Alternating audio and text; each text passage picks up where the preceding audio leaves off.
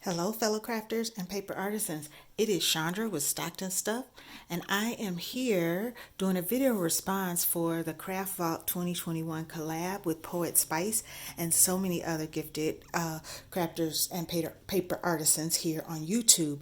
I like challenges or collaborations like this because I do have a lot of things in my stash that I never use, and so I love an opportunity to take some time to make some things from those items.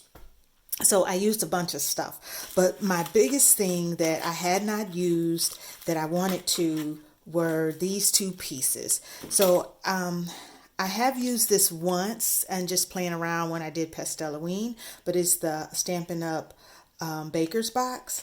And then I also have some of alley dies that I bought years ago when, or I don't know how many years ago, when I first started buying stuff from AliExpress, when I first discovered AliExpress. So this is also a baker's box, but it's more rectangle than square. And this is a square box. And you know, with alley dies, you have to cut it twice and put it together.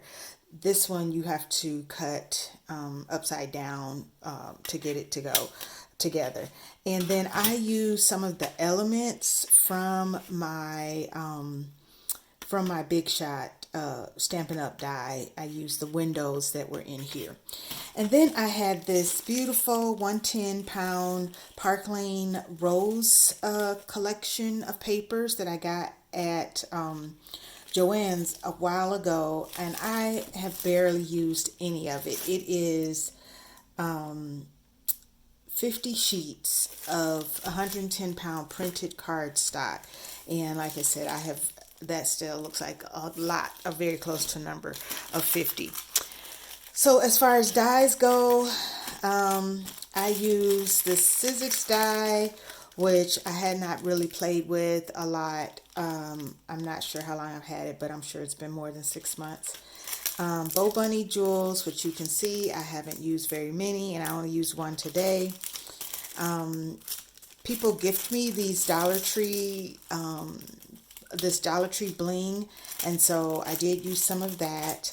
And then this is a fairly new Cottage Cuts die, but hey, if I hadn't just pulled it out, I probably wouldn't have used it. And this one I've had a while, and it is the Flowering Vine. So I was after the roses because I was trying to keep to the rose theme that's in this paper. I used this one, the blue background, and this red kind of Victorian look. So I created 4 boxes. Oh, and another thing, I did use stickles, which I use all the time, but I had these, this Ranger liquid pearls in my stash that I've never used before. So I did use a couple of drops of that, but a couple of drops. So the first box I made was this one, and it is out of the Stampin' Up! Die.